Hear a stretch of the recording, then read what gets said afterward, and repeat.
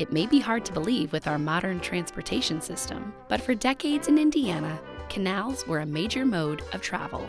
And there's one canal in particular that stood out. The Wabash and Erie Canal was Indiana's first superhighway. It connected Lake Erie at Toledo, Ohio, all the way down to Evansville, Indiana. They started construction in 1832 and it was finished in 1853. At the Wabash and Erie Canal Park in Delphi, visitors can see the last remaining navigable portions of this once great waterway. They can also learn more about the canal's history, and they can even go for a ride on an authentic canal-era packet boat.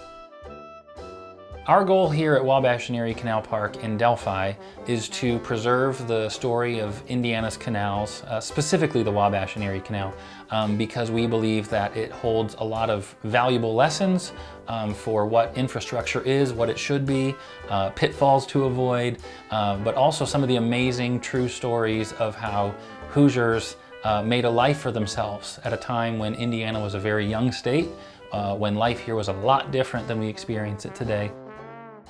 The full length of the canal was dug by hand, often by Irish immigrants under grueling conditions.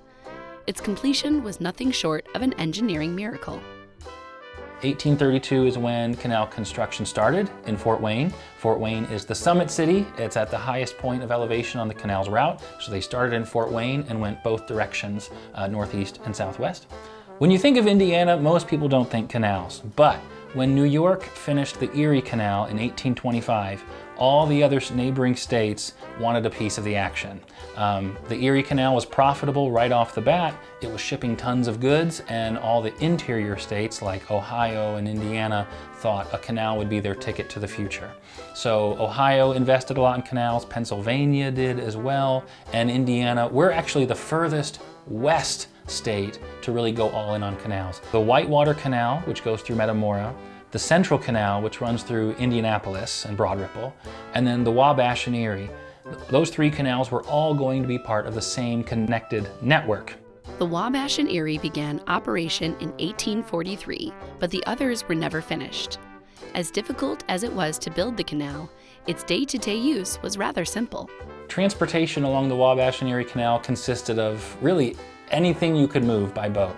We're talking a lot of agricultural goods, meat, building materials, things that would make life better for your fellow Hoosiers. Passenger boats would go up to about 5 miles an hour, and they were towed by mules. They would literally just pull the boat as they walked, and that was it.